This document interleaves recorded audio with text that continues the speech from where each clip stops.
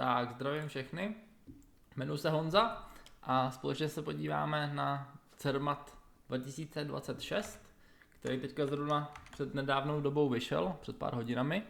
Chci to udělat trošku zajímavý, takže zkusím rovnou ten test vyplňovat na první dobrou. Uvidíme, jak to dopadne. Připravil jsem si tady akorát výsledky, jak to vždycky má být, takže podle toho to budeme kontrolovat a snad to bude trošku sloužit jako taková inspirace, jak třeba řešit ten následující test, ten v pondělí. Tak jo, zkontroluji, zda mi všechno funguje, dobrý, a časovač taky běží, takže uvidíme i časově, jak to budu zvládat. Jo, takže jdeme na to. Takže úloha 1, ještě je možná jedna věc, potom dole v kapitolách budou jednotlivý příklady, takže samozřejmě většinu z nich jste asi spočítali sami, ale ty, který ne, tak si na ně můžete v klidu přeskakovat. Tak, takže jdeme tady na první úlohu. Pro čísla ABC platí tadyto. Jaký je aritmetický průměr čísel A plus B? No tak musíme nejdřív ty čísla nějak upravit. Takže nejspíš tady si uděláme stejného jmenovatele. Takže to bude 4 plus 5, takže to máme 9/18, což je 1/2. A pro druhé číslo, klasicky, že když dělíme zlomky, tak násobíme převrácenou hodnotou. Takže šup, škrtnu si křížovým pravidlem 9/18 a tady mi teda vzniká 4/5. No a teď, když se ptají, jaký je aritmetický průměr, tak to je samozřejmě, že sečtu ty dvě čísla, vydělím to dvojkou, že? Takže no, oni to označili jako C.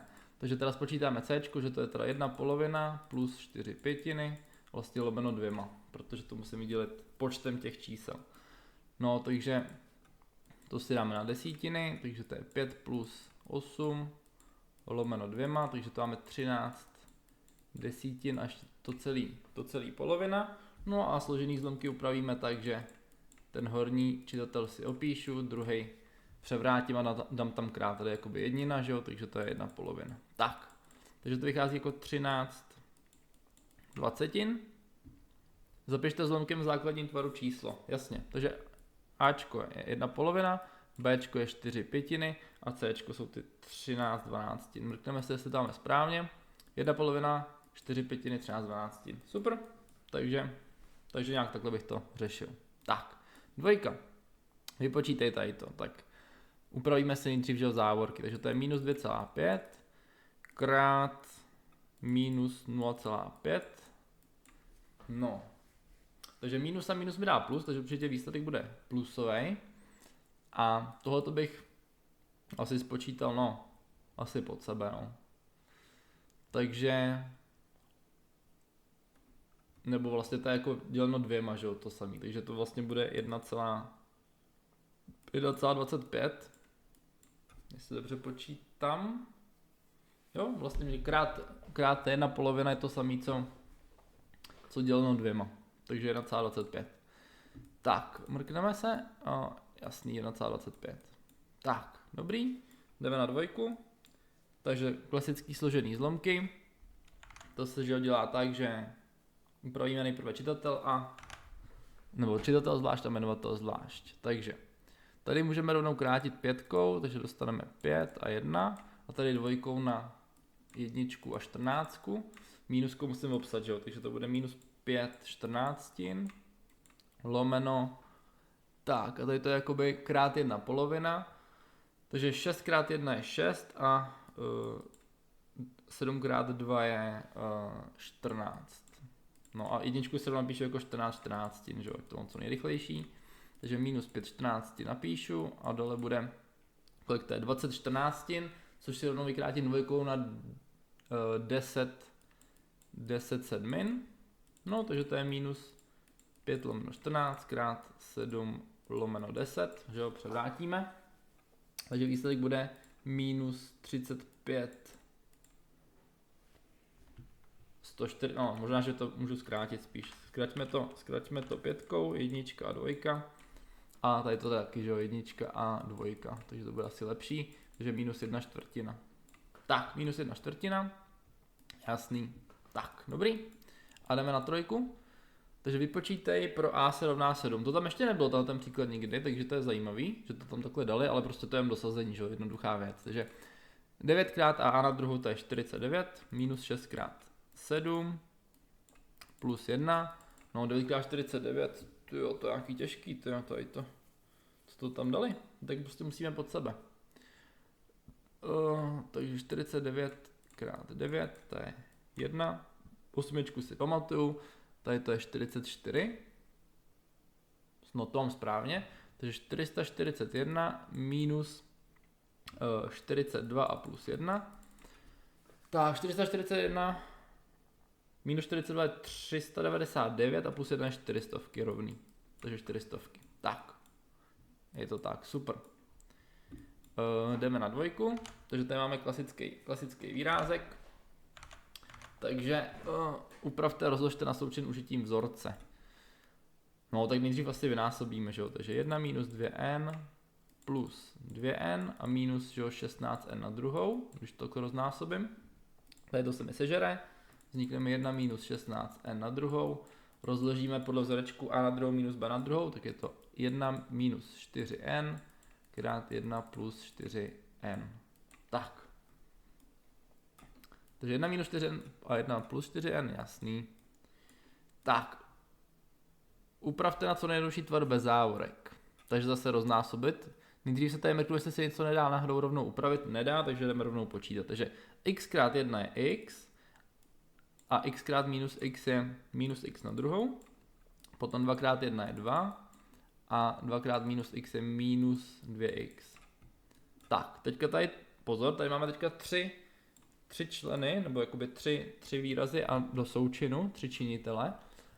Tak tady rovnou můžeme zkrátit, nebo nejdřív bych si uvědomil, jaký tam bude finálně znamínko. Minus krát plus je plus, takže tam ve finále bude plus. A dvojka se mi zkrátí s tady tou dvojkou. A zbyde mi tam vlastně jenom x na druhou, jestli dobře počítám. No a ty se mi ty x na druhou taky zkrátí. A výsledek teda bude 2 minus x, jestli dobře vidím. 2 minus x. Jo, 2 minus x. Jo, to je to jenom obráceně, jasně, to je jedno, co tam bude, jestli takhle nebo takhle. Tak, takže to máme tu trojku, taky jednoduchý. Tak, rovnice, klasika. No, takže tady asi co bychom udělali. Já bych to asi nejprve roznásobil, pak bychom to nějak třeba rozšířili, nebo celou rovnici vynásobili. Takže pojďme to nejdřív tady roznásobit ty závorky. Takže to máme minus 0,5 krát 5 to je minus 2,5 a minus mi dá plus, takže 0,5x. Tady to bude 0,5 minus a to bude 4,5, že jo, 4,5x. Tak, a teďka bych to asi rozšířil, nebo něco si tady můžu škrtnout, že tam co nejjednodušší, tady to škrtnu a to si dám rovnou na jednu stranu, takže tady bude že 5x a doprava si dám 2,5, no tak to vlastně ani nemusím rozšiřovat, protože tady hned vidím, že když to vydělím 5, dostanu, že x je 2,5 pětin, což je vlastně 1 polovička, že jo. Takže výsledek bude 1 polovina. Ukaž, jasný, 1 polovina. Tak, a dvojka. Řešte soustavu rovnic, takže taky klasika. Kouknu na to, jaká tady metoda bude lepší, nejspíš asi sčítací, že jo, protože tady, když si jenom udělám, vynásobím si tady tu minus jedničkou, takže dostanu minus 3, tady dostanu plus a tady dostanu zase minus. Sečtu to, dostanu rovnou, že to je 3y se rovná minus 15, no takže y se rovná minus 5, velmi jednoduchý. A dosadím si do nějaké předchozí rovnice, vypočítám ještě to x. Takže třeba do té první, do té jakoby neupravené, takže já si to tady možná zase umáznu zpátky a do té neupravené to bude 3x. A minus mi dá plus, takže plus 5 se rovná 11, no takže 3x je 6, no takže x je 2. Jo, takže x je 2, y je minus 5, ukaž. X je 2, y je minus 5, jo, dokonce to tady chtějí v tomhletom divném zápisu bez množiny k. Dobrá, takže to byly ty jednoduchý příklady, doufám, že jste je všechny měli správně. Nic těžkého jsem tady úplně jako nezaregistroval zatím, takže uvidíme, co slovní úlohy. Tak, větší sud má o třetinu větší objem než menší sud. Objem většího sudu je 360 litrů. Vypočítej v litrech objem menšího sudu. No, takže jo, máme tady slovíčko než, za slovíčkem než je náš základ. Takže menší sud je náš základ. Takže napíšu si menší sud, větší sud. No takže menší sud je můj základ, takže to musí být moje x. No když má ten větší sud o třetinu větší objem, no tak to logicky musím dělat ten malej plus ta třetina, že jo. plus třetina x a to musí být těch 360.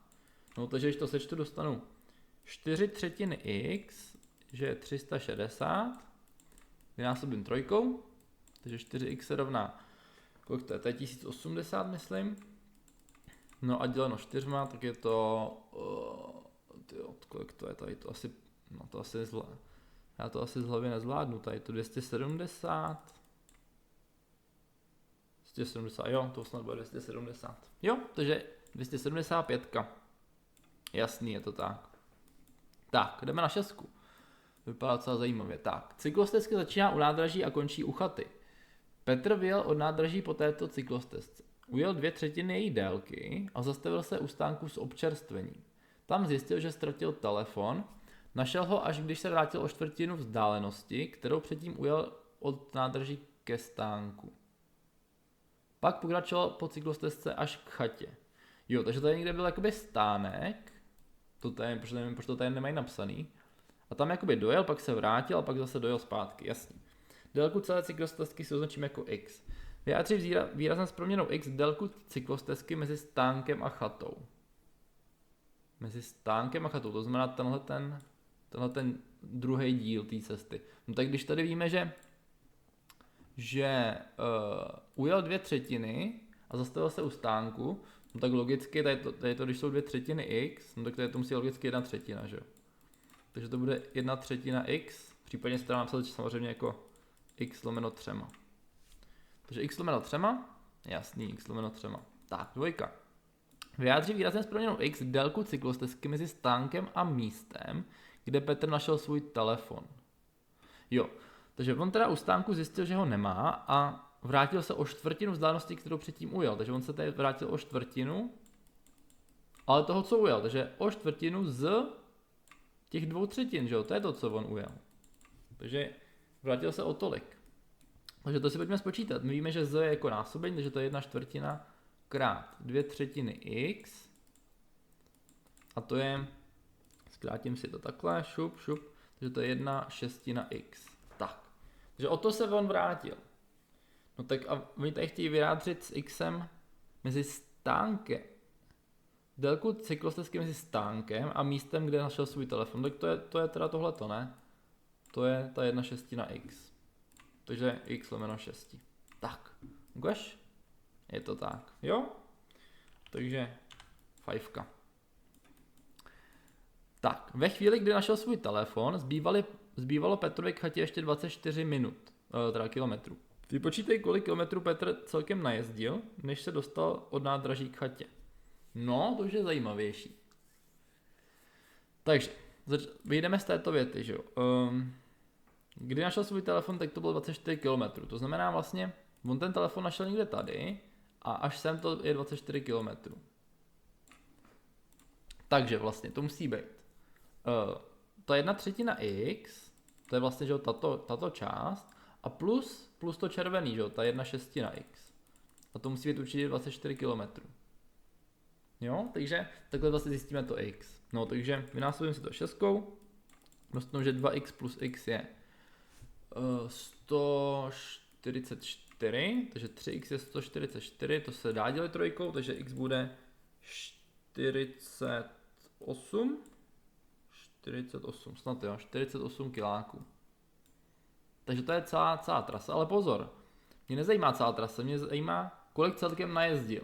Takže tady si to musíme trošku rozmyslet. Takže nejprve jel od nádraží k stánku, to je teda 2/3 a 2/3 ze 48, 1/3 je 16, 1/3 je 16, takže 2/3 musí být 32.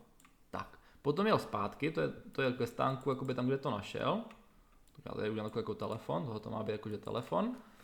A to je teda 1/6, takže to je 1/6 ze 48, to je 8 km, že jo.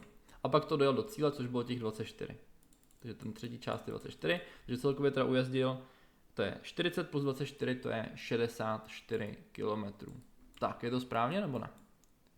64 km, jasně. 64 km. Tak, takže další stránka docela v pohodě. Nepřišlo mi to zase tak těžký. Tak, co 7. Adam běžel 10 km okruh stálým tempem a uběhl jej za 50 minut. Bára běžela pouze 9 km okruh rovněž stálým tempem.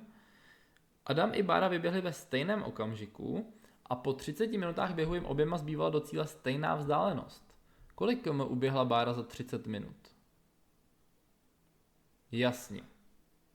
No takže pojďme nějakou tabulku udělat, jo. Adam a Bára. A vidíme, že teda Adam udělal jakoby v kilometrech udělal teda 10 kiláků a uběhl i za 50 minut, že to je dám to jako time, čas. Asi teda v minutách to je teda 50 minut. Bára běžela pouze 9 kilometrový okruh a nevíme za jaký čas. Ale víme, že vyběhli ve stejném okamžiku a po 30 minutách jim zbývala do cíle stejná vzdálenost. No tak, jak to tady spočítáme? No tak my dokážeme spočítat, kolik uběhl ten Adam, ne? Po 30 minutách. Jasně. Takže tady bych to udělal třeba tak, že jakoby můžeme vlastně možná i trojčlenkou, třeba že 10 km uběhl za 50 minut, no takže za 30 minut kolik uběhl, že jo? Bude x kilometrů. To by možná šlo i z hlavy, ne? Tady to. No, radši si asi troufnu. Takže x lomeno 10, je to přímá úměra, že jo? Je 30 lomeno 50, takže x bude 300 lomeno 50, což je 6. Takže Adam uběhl po 30 minutách 6 km. To znamená, zbývalo mu určitě 4 km, že jo? Tím pádem té Báře zbývaly taky 4 km. Takže 5 uběhla na začátku, jo? Takže ta Bára teda jakoby uběhla 5 km a potom plus ty 4 po 30. Jo, a když teda začali ve stejném okamžiku, no tak určitě tohleto musí být to, co uběhlo za těch 30 minut, že jo? To musí být to, co uběhlo za těch 30 minut, tady to určitě. 5 kilometrů. 5 kilometrů, je to tak? 7,1? Jasně. Jo? Protože, že jo, když vyběhli ve stejný čas, tak když jim obou zbývalo 4 km, tak logicky za 5 km musel uběhnout za tu půl hodinu. Tak. A za kolik minut uběhla svůj okruh Bára? Tak tady už je to jednoduchý, když víme, že 5 kiláků uběhla za 30 minut, tak zase trojčlenkou spočítám, za jak dlouho uběhla ty 4 kiláky, že? Takže takhle a tady si dáme x minut 4 kilometry. Takže x lomeno 30 se rovná 4 lomeno 5, vynásobím se 30, dostanu, že x je 120 lomeno 5, což je 24 minut. Jo, takže teda celkově to musela teda běžet těch půl hodiny plus 24 minut, což je 54 minut. 54 minut. Tak, je to správně? Jasný, je to správně. Tak, a jdeme na úhly. Na obrázku je trojúhelník, jak to vypadá s časem. Mám 18 minut, tak to je v pohodě, máme času dost. To se můžeme ještě u toho rejpat v nose. Tak, na obrázku je trojúhelník ABC. Přímka O je osou jeho vnitřního úhlu při vrcholu B. Přímka O je vnitřního úhlu, takže tady musí být taky φ, že jo? Takže je to osa úhlu. Přímka Q prochází vrcholem C a je kolmá ke straně AB, takže kolmice už tady je nevyznačena. Na straně AB leží střed S, kružnice obsané trojúhelníku ABC, jasně. Velikosti některých úhlů jsou uvedeny v obrázku. A ptají se na alfu a φ. Tak já si tam prostě budu kreslit, uvidíme. Takže když vím, že tady to je 100, tak tady to musí být, že vedlejší úhel k tomu, takže to je 80 určitě. Tak. No a tady můžu tady z toho trojúhelníčka ho tady zkusím vyznačit, abyste to z toho pochopili. Tak tento úhel určitě, nebo tento trojúhelníček je určitě, že jo, pravouhlej a musí mít dohromady 180, to znamená φ musí být určitě 10, že jo. Protože 80 plus 10 plus 90 je 180, takže φ je 10. A alfa je tak, takže tenhle ten celý, že úhel je 20, to jsou 2 φ. A jak spočítám teďka tu alfu? Jo, to je vlastně táletová kružnice, že? Když je to obsaná kružnice, tak je to vlastně táletová kružnice, že tady určitě musí být pravý úhel. A teď zase vyjdu z tady toho velkého trojúhelníka, že? Takže mám takhle, hop, když mám takhle tento trojúhelník, tak musí platit, že alfa plus ty dvě phi, což je 20, plus pravý úhel, což je 90, musí být 180, takže to jednoduše spočítám, že alfa je 70, že jo? Jo? Takže phi je 10 a alfa je 70. Jasně. 10, 70. Tak a jdeme rýsovat. V rovině leží body A a přímky BC. Bod A je vrchol trojúhelníku ABC. Strana AB tohoto trojúhelníku je kolmák přímce B. A vrchol B leží na přímce B. Strana BC je o 2 cm delší než strana AB. A vrchol C leží na přímce C. Aha, a máme teda ten trojúhelník sestrojit a najít všechno řešení. No tak, když strana AB je kolmák přímce B, no tak určitě, když udělám kolmici takhle, že jo? Tak to bude ta strana AB. A vrchol B leží na přímce B, tak ten vrchol B je přímo tady, že jo? Takže tady určitě musí být vrchol B. Strana BC je o 2 cm delší než strana AB. A vrchol C leží, no tak to je jednoduchý, to dělám jenom kružnici, ne? Jako tady pozor, tady já nemám pravítko, já tady nemám pravítko, jo, takže nedokážu úplně jednoduše změřit, kolik to je, ale tohle je ten poloměr AB a musím to ještě o 2 cm jakoby prodloužit, takže teďka jako uznám, že tady to v online udělám blbě, ale tady si prostě musím takhle měřit jako 2 cm, což si odhadnu, že bude třeba takto a musím si tu kružnici o to zvětšit, že jo, takže takhle si ji zvětším trošku. Jo, to je čistě můj odhad, jak by to tak mohlo být. Tady uznávám, že to nebudu mít úplně přesně, ale no, třeba takhle. Jo, takže tohoto teda by byla kružnice, která je o 2 cm větší, ale tím pádem tady nám vzniknou ty dvě řešení, nějaký C1 a nějaký tady C2. Takže potom bychom to tam takhle vyšrafovali. Tenhle ten trojúhelník by byl ten první. To je nějak zlobí. Musím dělat tady přímkou. Takhle, šup. Červeně. Tak. No a druhý bude tady A, B, C1. Tak. Takže nějak takhle by to mohlo být takovýhle dvě rohy, nebo jak to nazvat. Modrý a červený roh. Tak ukaž. No, to tak nějak vypadá dobře. Jo, super, super. Tak jo, taky to nebyl úplně těžký příklad. Rozhodně tam dřív byly těžší, v minulém roce tam byly rozhodně těžší. V rovině leží bod A a přímka O. Bod A je vrchol rovnoběžníků, takže nejspíš to bude kosočtverec nebo kosodelník. Přímka O je osou souměrnosti tohoto rovnoběžníku a leží na ní vrcholy BD. Tak když je to rovnoběžník, pozor, to už si musíme uvědomit, když je to rovnoběžník a leží na ní vrcholy BD, tak to logicky musí být jakoby to, že musí to logicky být úhlopříčka. A dokonce, když je to osa souměrnosti, tak to vlastně nemůže být ani kosodelník, ale kosočtverec, podle mě. Jo? Protože jinak by se to nepřeneslo, že tohoto by se jinak přeneslo někam sem a sem, to by nebyl osově souměrný útvar, musí to být kosočtverec určitě, kosočtverec to bude. Tak. Tak a teďka, úhlopříčka BD je dvakrát delší než úhlopříčka AC. No tak tady podle toho mýho náčrtu to úplně nevypadá, ale budiš. Takže takhle by to mohlo být, jasně. A sestrojte tento rovnoběžník. Jasně, jasně. Takže je to kosočtverec. No, tak to musí být kolmice. Tak to musí být kolmice určitě. Takže tady, když si udělám kolmici, plus minus, tak to by to mohlo být. No a přenesu si tuto vzdálenost na druhou stranu pomocí kružítka. Ještě trošku větší, hop. No, tak by tady mělo být určitě bod B. Pardon, C. Tak. A teď já vím, že úhlopříčka BD je dvakrát delší než úhlopříčka AC. No tak musím tu dvojnásobnou délku jakoby vynést, jo. Takže vlastně tato kružnice, tak to musí být dvakrát, jo. Takže já si vlastně udělám úplně tu samu, asi tady takhle jenom okopíru, to je jednoduchý a musí být dvojnásobná, to znamená,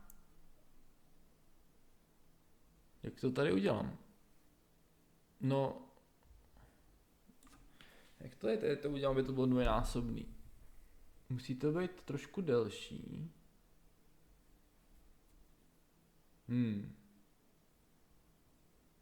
No, to bude něco jednoduchýho, ne? To se musí Jak to konstrukčně narýsovat, aby to bylo dvojnásobná strana?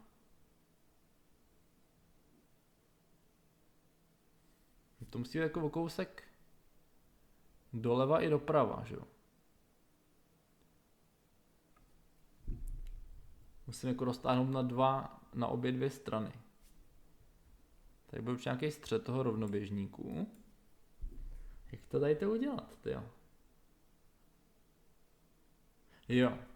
No tak já bych si vlastně řekněme, tuhletu úsečku, abych si mohl rozpůlit na půlku pomocí těch obloučků, to je udělám jenom by oko. Cca tak to by to mohlo být. No a tuhletu délku, když si přenesu sem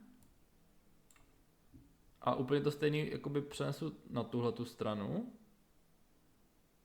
tak tady by potom určitě mohly být ty vrcholy BD. Jo, to znamená ten finální kosočtverec vlastně by mohl vypadat nějak takto.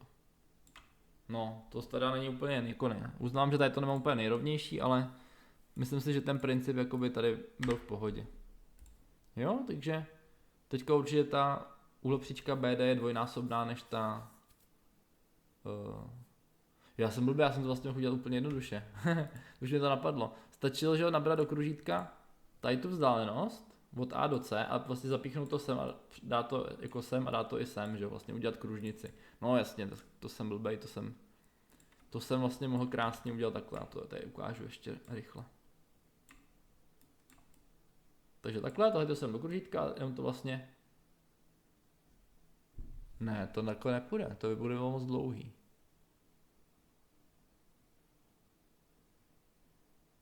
To by bylo moc dlouhý potom, ne?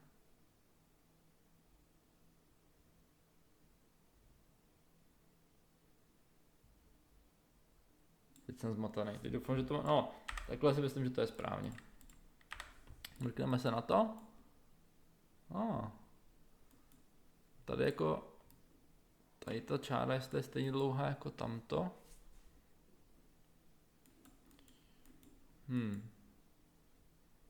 Tady bych třeba pravítka, bych si to změřil, jestli to je dvojnásobný nebo ne. Asi nejsem úplně jistý, popravdě. Ale jo, takhle by to třeba šlo. Když si to tady naberu ještě jednou takhle. Od A do C.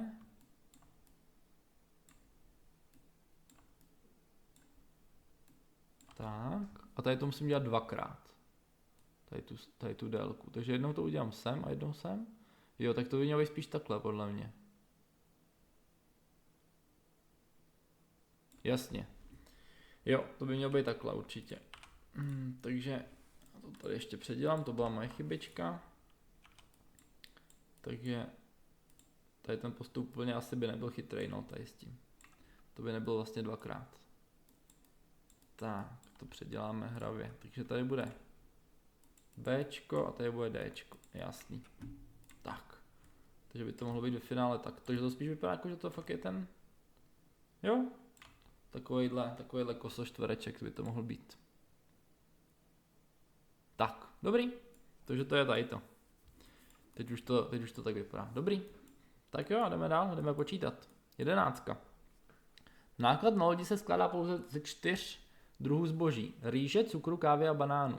Loď veze 36 tun banánů a 36 tun kávy. Jasně, takže to si tam asi rovnou napíšu. 36 tun. A banány taky 36 tun. Diagram udává, jaký podíl na celkové hmotnosti nákladu mají jednotlivé druhy zboží.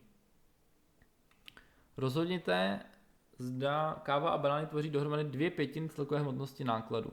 No tak to je jednoduchý, že? Tady si sečteme tyhle procenta dohromady, to je 60%. No logicky, když to jsou dvě stejné čísla, tak to musí určit 20% a 20%, aby to dohromady bylo 100%. Jo? To znamená, my víme, že vlastně 20% je 36 tun, takže 100% to vynásobím 5, že jo? Takže to je 180 tun, myslím, 180 tun. A rovnou se asi dopočítám všechno, ať zodpovím rovnou na všechno. Takže 25% je čtvrtina tady z toho, což je 45, takže to bude 45 tun. A 35% to bude... Jak to udělat nějak chytře? 4. Jo, tady když si tady to vyjádřím, že 5% je teď děleno 4, že jo. Takže to bude 9 tun, takže krát 7, 9 krát 7 je 63, takže tady to bude 63 tun. Takže 63, 36, 36, 45, tak. Káva a banány tvoří dohromady 2/5 celkové hmotnosti nákladu. Takže káva a banány jsou 72 a ptáme se, jestli to je teda lomeno, celková hmotnost je teda z těch 180. No vykrátím si to na základní tvar, to vyšlo 9, že? Takže to je 8 dvacetin a to by šlo ještě 4 na 2/5. Jo? Takže 2/5 vypadá to, že to je správně. Poměr hmotnosti kávy ku hmotnosti rýže je 4:7. Takže káva máme 36 ku rýže máme 60, kolik to je? 63 asi, já to tam nevidím moc, teď jsem si to špatně napsal. Tak. A to se dá zkrátit 9, že jo? Takže to je 4/7. Jo, tak to je taky správně. No, tak to je taky správně. Loď veze 63 tun rýže, tak to je taky správně. Takže 3x ano, jo. 3x ano, to tam málo kdy vejvá. Ano, opravdu 3x ano. Tak to se moc krát ještě nestalo. Tak, 12. Jaký máme čas? 31 minut, takže pohodička. Na parkovišti je 15 míst, vyhrazeno pro zásobování. Zatímco loni tato místa představovala 1/20 celkové kapacity parkoviště, letos díky rozšíření parkoviště představí tato místa pouze 4% celkové kapacity. O kolik parkovacích míst se díky rozšíření parkoviště zvětšila jeho celková kapacita? No tak, když tady máme 15 míst, a to jsou 4% celkové kapacity, že jo? Jo, a loni to byla 20. No tak loni je 15 míst, rovná se, že jo, 1/20 celkové plochy. No takže logicky, když to násobím 20, to znamená, že 300 se rovná 1 celek. Takže loni tam bylo 300 parkovacích míst. A letos, tady to bylo loni, tak letos jsou tato místa, takže 15 míst je určitě 4%, no takže to vynásobím 25, že jo, a dostanu 100%. 25 krát 15, no tak to nevím, to je moc těžký na mě. To musíme dát pod sebe, to je 5, to je 12, 5 a 2. 5, 7, takže 375 by to mohlo být. Tak, no, takže o kolik parkovacích míst se zvětšila, tak to je o 75, že? Takže Cčko. 12 Cčko, 12 Cčko, super. No, dobrý, takže pěkný a jdeme na úlohu tady na trouhelník. Rovnoramenný trouhelník KLM se základnou LM délky 16 má obvod 50 a je rovnoramenný a jeho základna je LM, takže tady to musí být moje základna, takže ty dvě ramena musí být stejně dlouhá, že to jsou ramena. Takže mi tam zbývá vlastně 34 a to se musí rozdělit na dvě stejné části, takže 17 a 17 to je vlastně Ačko. Ačko je 17 centiáků určitě, to rovnou můžu spočítat, ani ještě nevím otázku. Jaký je obsah trouhelníku? Aha, tak to jsem možná ani nemusel, no vlastně asi musel počítat. Tady si že udělám takové výšku na tu základnu, to znamená tady bude kolmice a tento trouhelník si pomocí Pythagorovy věty spočítám, že jo. Takže tady vidím, že bude 8, tady to bude x, nebo spíš napíšu asi výška jako v a tady to bude těch 17. Tak ho počítám. V na druhou je 17 na druhou minus 8 na druhou, že jo. Takže 17 na druhou, tyjo, to je v té tabulce, ne? Jak to tam bylo v té tabulce? 289 minus 64, což je 225, tak to vychází moc hezky, protože V teda samozřejmě bude 15 centiáků. Tak, no a obsah trouhelníka už je jednoduchý, to je A krát V lomeno 2, takže Ačko je 16, Včko je 15 a lomeno 2, takže zkrátím se rovnou dvojkou, bum bum, 8 krát 15 to bude, 8 krát 15 to je 120 centiáků čtverečních. Tak, 13 Ačko, je to tak, 13 Ačko. Tak, easy peasy. Tak, 14. První i druhý pravidelný čtyřboký hranol mají podstavnou hranu délky 3. První hranol má o 72 cm větší povrch než druhý hranol. O kolik cm se lišily výšky obou hranolů? Mhm. Tak, to už je zajímavější. První, druhý hranol mají podstatnou délku a je to pravidelné, takže to mají čtverec, jo. Dole. První hranol má 82 větší povrch než druhý. No tak pojďme spočítat prostě obsah prvního hranolu, že jo. My nevíme, jak je velký, ale víme, jo, tak tady to už chce trošku logiku, protože tyhle ty základny jsou vlastně stejný, že jo, takže to vůbec do toho rozdílu nemusím počítat. Já bych to jenom spočetl tak, že rozdíl těch dvou hranolů je vlastně zapříčiněný rozdílem toho kolem dokola, že jo, toho pláště. Jo. Takže vlastně ten rozdíl S1 minus S2, který je roven by the way 72, tak vlastně musí být, jakoby, takhle když to tady jakoby nakreslím, tak jakoby tady tomu kolem dokola. Jo, snad tomu jakoby rozumíte. Jo, kolem dokola tomu červenému vlastně. A to tady možná zkusím dělat trošku hezčí. Jakoby takhle, až nahoru, že jo. Takhle nějak by to jakoby bylo. A pozor, jenom ten plášť, ne ta základna, tu tam neberu do toho výpočtu. No a jak se spočítá jakoby ten plášť kolem dokola červený? No to jsou čtyři stejný obdélníčky a ten obdélníček má podstavnou hranu A výšku má V, že jo? A vím, že je trojka, to si dosadím. No takže dostanu už jednoduchou rovnici, že 72 se musí rovnat 12V.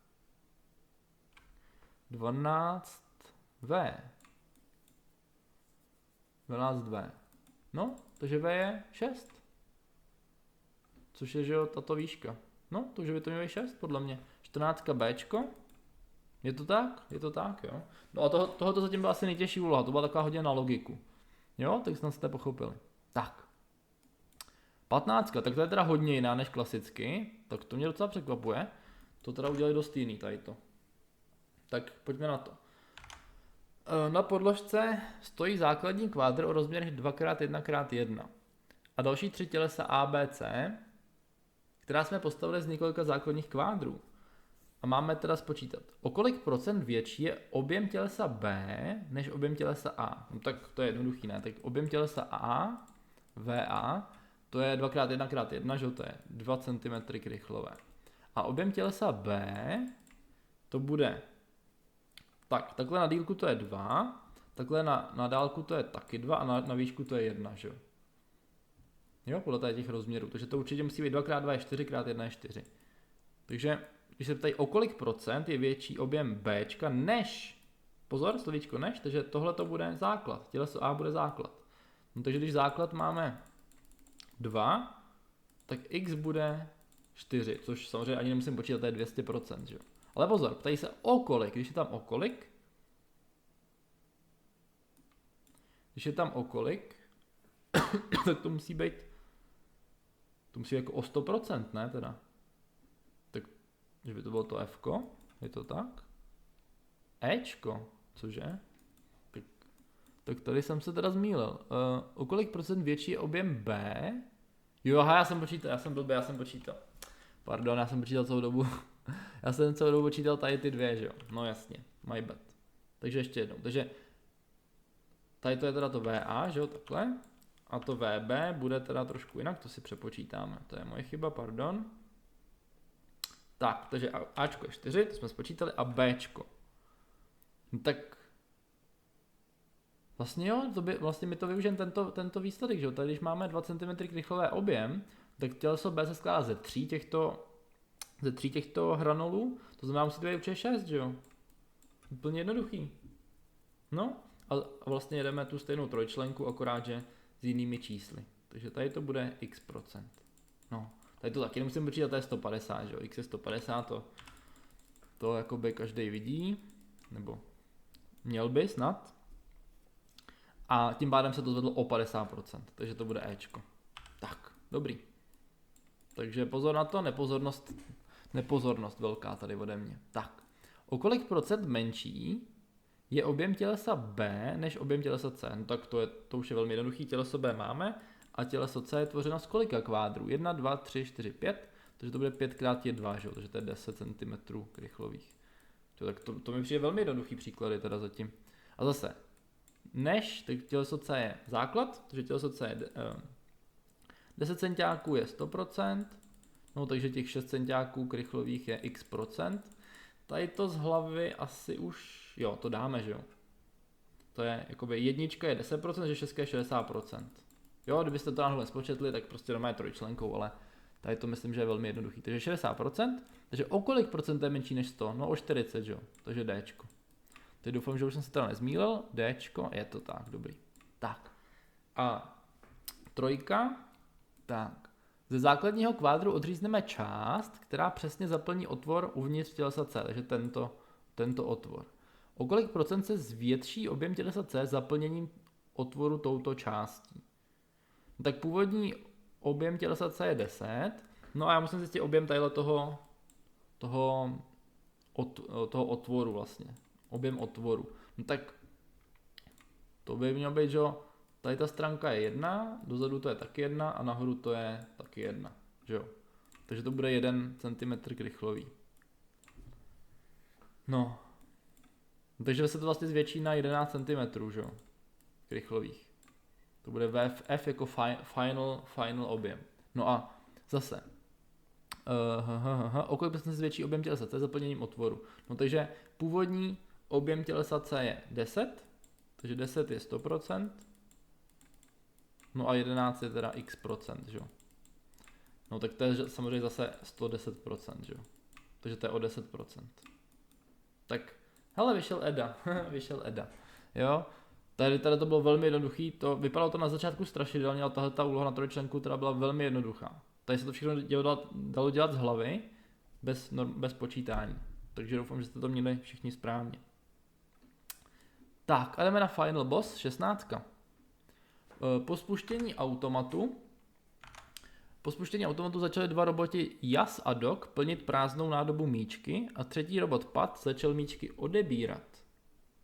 Jas dal do nádoby v každé sekundě jeden míček. Dog dal do nádoby v každé sekundě 2 míčky najednou, v každé druhé sekundě 2 míčky najednou.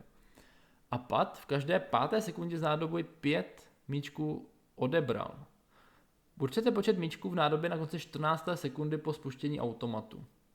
Tak tady bych to asi dělal prostě tabulkou. Jo, tady bych si udělal sekundy a tady bych si udělal míčky v té dané sekundě. Jo? Takže první sekunda, tam teda dal Jas jeden míček. Dog zatím nic.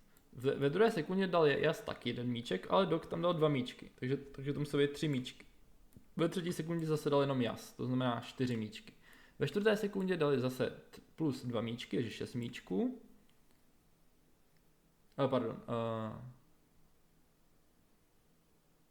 Ne, blbě to mám, pozor.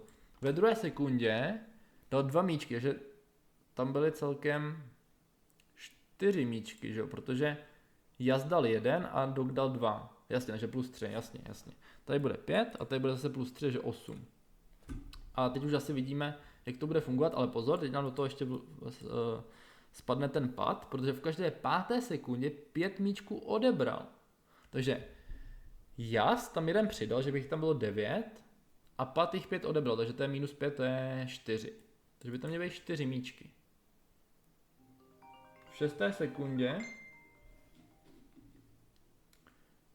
v 6. sekundě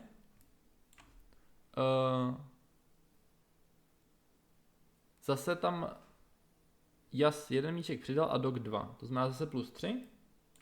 Takže 7. A takhle by to šlo prostě dál. Asi bych trošku ještě pokračoval dál. Uděláme si takovou prostě tabulku. A dostaneme se asi k té 14. Ať tam není zbytečně chyba. Takže tady bude 8, tady bude plus 3, že 11, 9. bude 12 a 10. zase bude plus 1, minus 5, takže minus 4 celkově. Takže 8. Tak. A teď už to teda doděláme tu tabulku.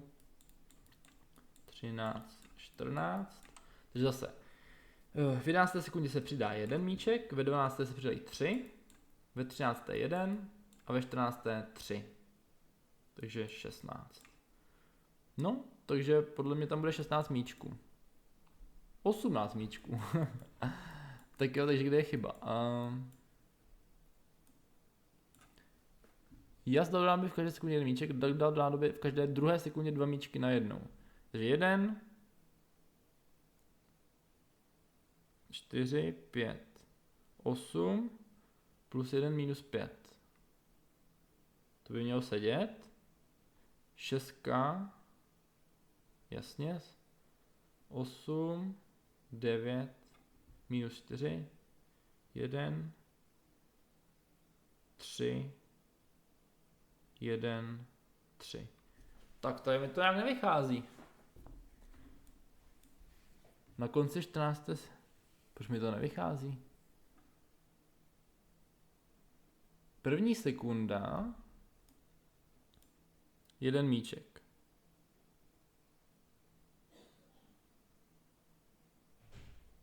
Druhá sekunda. 2 míčky najednou, takže to muselo být jakoby, no, 3, to muselo být 4, to je správně. Třetí sekunda zase jenom jas. Čtvrtá sekunda oba dva, takže 8. Pátá sekunda 5 odebral.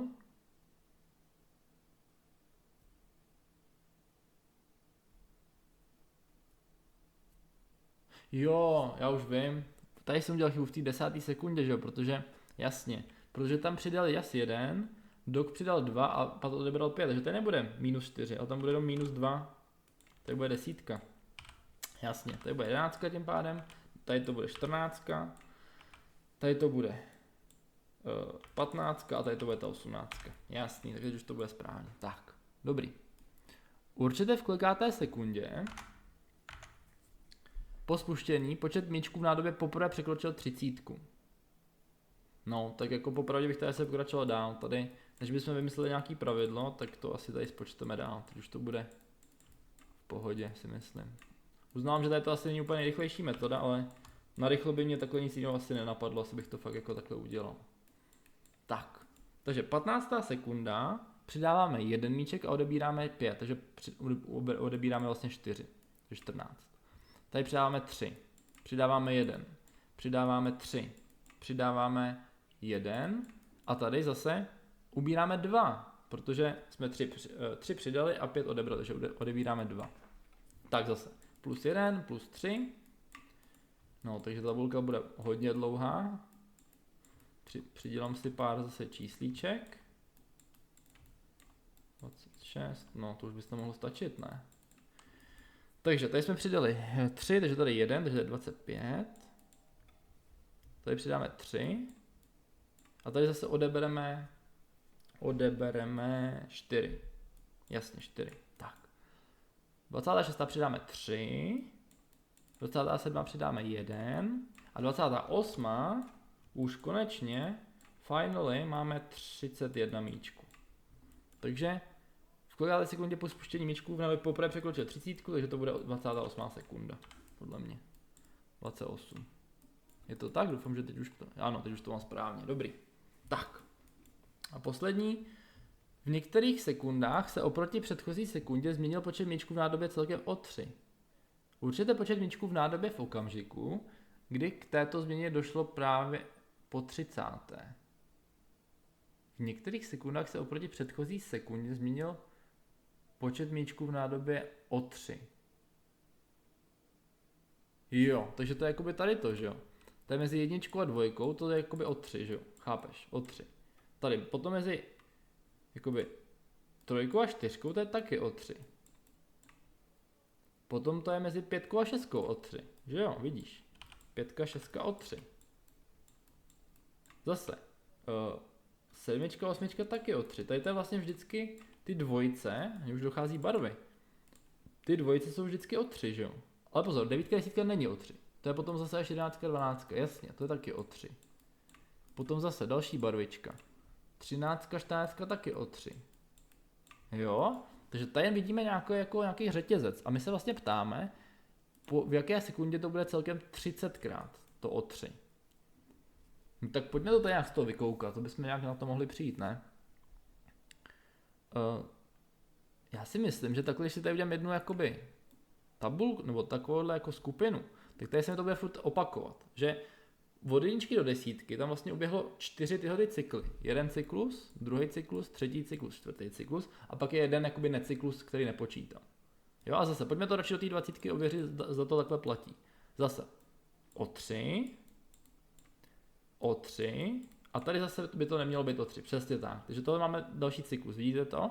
To je další jakoby cyklus, kde to je zase 4x o 3. No, takže já tady mám jakoby 4x, tady to je taky 4x, jo?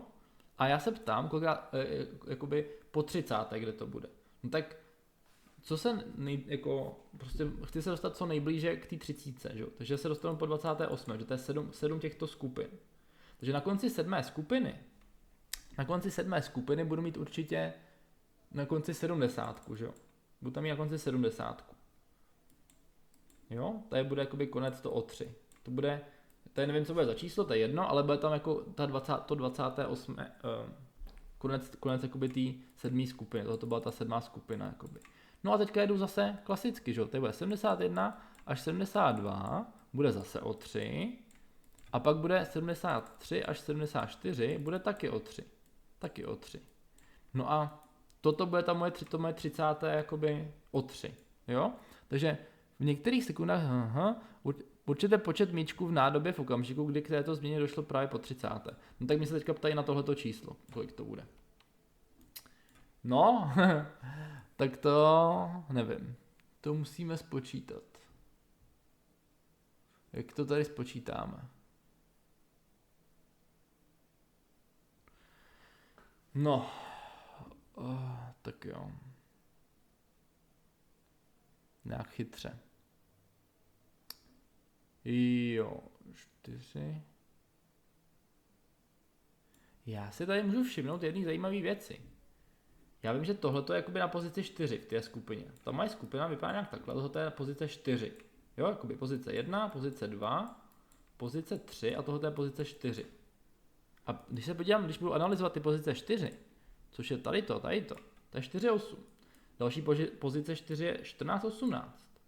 Další pozice 4 je 24,28. Takže vidím, že vždycky ty pozice 4 jsou o 4 více míčků než je sekund.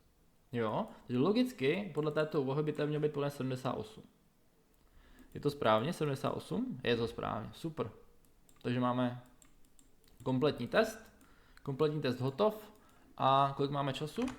No, 52 minutek, takže krásně ještě máme 20 minutek rezervu na cokoliv dalšího. Jo, takže doufám, že to bylo užitečný. Snad jste všechno pochopili. A kdyby ne, tak se ozvěte a rád poradím.